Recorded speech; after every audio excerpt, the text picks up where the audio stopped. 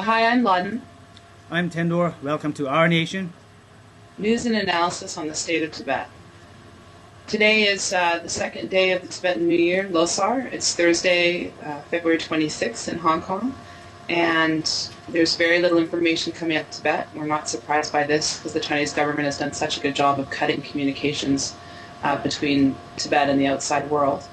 But we did hear yesterday a story out of Beijing. 3 people self-immolated near Tiananmen Square. We don't know who they are or why they did it. A number of journalists called us to find out if they were Tibetan because it was the Tibetan New Year. But we don't know who they were. There seems to be some indication they may be Uyghurs from East Turkestan, or someone else said Chinese Muslims. We really don't know. We'll let you know if we hear more information. The 3 pieces we have for you today are an article in the New York Times about No Losar by Ed Wong, a op-ed piece by the Tibetan writer in Beijing, Wu Se, and a gift from Jamyang Norbu, the Tibetan intellectual writer and literary giant for Tibetan people at this time of Losar. So Tendor, take it away. The first piece is the excellent article in the New York Times by Edward Wong. The title goes, "Tibetans Greet New Year in Opposition." And he goes on, basically he was writing from Repgong, which the Chinese call Tongren, and he's quoting a monk who's watching the Losar ritual on Wednesday morning and says, the monk makes it clear this was a ceremony of mourning, not of celebration. And he quotes the monk, "There is no Losar," he said, standing in this monastery town on the edge of the Tibetan plateau. Quote, "They killed so many people last year." And then Ed Wong quotes a monk who was 53 years old. "They broke into my room and took away all my photos of the Dalai Lama," said one monk as he held up a pile of 5 empty glass picture frames. Then they led monks away with their wrists bound by wires.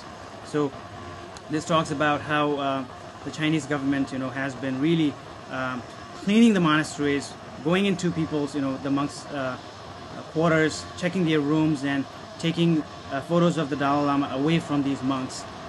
And he ends the article with a quote. They said they don't want any trouble from us. They said they punished us last year by putting us in jail. This year the punishment will be this. The monk held up a thumb and index finger in the shape of a pistol.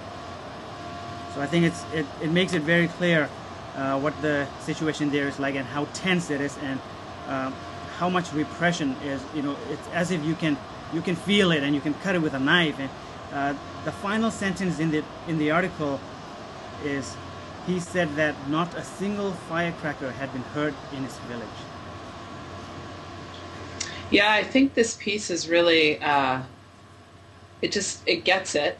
It reports the facts, but it is so well written and it captures this feeling. I know I had goosebumps after I read it, just the feeling of the Tibetan sort of the anger, the frustration, but also the resilience and the defiance of people inside.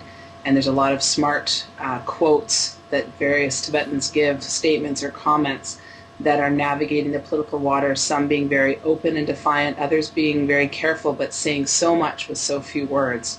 And in a way, I mean, this is probably one of the best articles we've seen about the No Losar movement and what it really means inside Tibet. We would encourage you to go to the New York Times website and actually read this article. It's on the front page right now. There's a really amazing piece that's been written by the Tibetan writer from Beijing, Wu Se. This was something she originally wrote for Radio Free Asia on February 19th and then posted on her blog.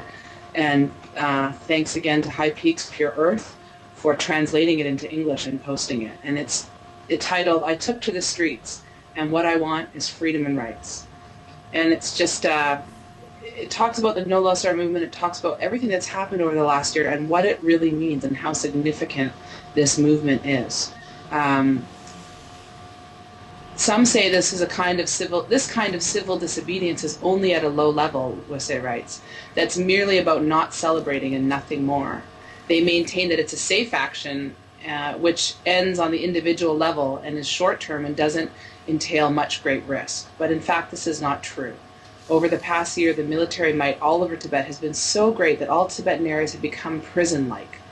In today, when you could be even arrested for listening to music, not to celebrate Losar has been regarded as a serious separatist activity. So much so that some Tibetans have been accused of spreading not to celebrate Losar rumors and been arrested. In fact, civil disobedience in Tibetan areas is even more difficult to carry out than in other areas. Therefore, any kind of result obtained is worth paying attention to. And this is really, I mean, Worsay just gets it, you know. She can so easily explain what this means, that this is a significant action, that the Chinese government is taking it seriously, and the Tibetans have taken it very seriously. And really it is such an amazing and courageous and meaningful act of civil disobedience by Tibetans all over.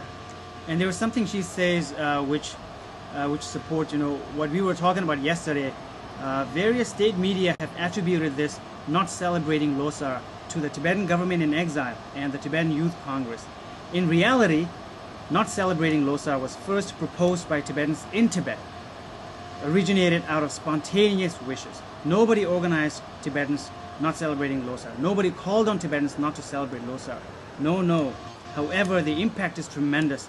Everyone is aware of this great civil disobedience all over Tibet. So she really makes it very, very clear that this is a homegrown movement initiated by Tibetans inside Tibet and definitely not from exile. Yeah, and it's she talks also about this, even having music on your phone could land you in jail. And there is a fantastic piece by Anthony Kuhn from NPR, National Public Radio in the U.S., where he actually talks about what is reactionary music, and he interviews Worsay, and he plays a lot of the music that the Chinese government is considering so dangerous and has even arrested people for, including the song Amajitsim Pema, a popular Tibetan song which Tibetans in Tibet really eagerly wanted and downloaded the minute it became available years ago. And then it was found out by the government, and this scary reactionary political song is all about His Holiness the Dalai Lama's younger sister, who leads the Tibetan children's villages, the orphanages in India, and raises Tibetan children. So I think his piece is fantastic in how it points out the absolute ridiculousness of China's, you know, and paranoia of the Chinese state with anything Tibetan, even something as simple as this song. But it also shows about the Dalai Lama's sister, but it also shows the power of that Tibetans have, 6 million Tibetans, and their thoughts and their words and their nonviolent ideas, what that power is over the Chinese state and even this brutal repressive regime, how it challenges the Chinese government in Beijing. And moving on, I think it's very exciting to talk about this next piece, because it's Jamyang Nobu, who is a very, very well-known and widely respected Tibetan writer, Tibetan intellectual, and he has posted an article on Payul.com today calling it a Losar gift to the Rangzhen Tibetan activists out there.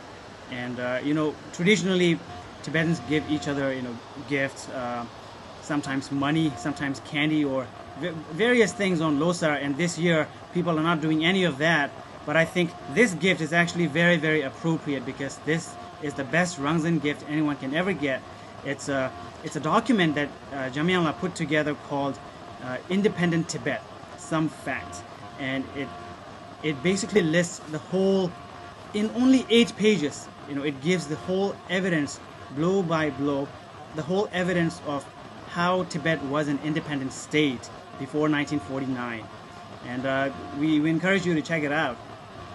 Yeah, it is a fantastic gift. Thank you, Jamyang.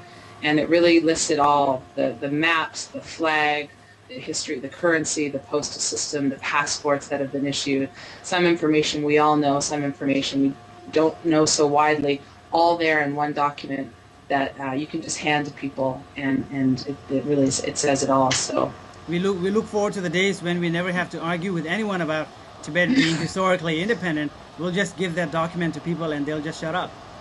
Yeah, exactly. Well, that's it for today. Thank you, everyone, again for joining us. This is Our Nation. News and analysis on the state of Tibet.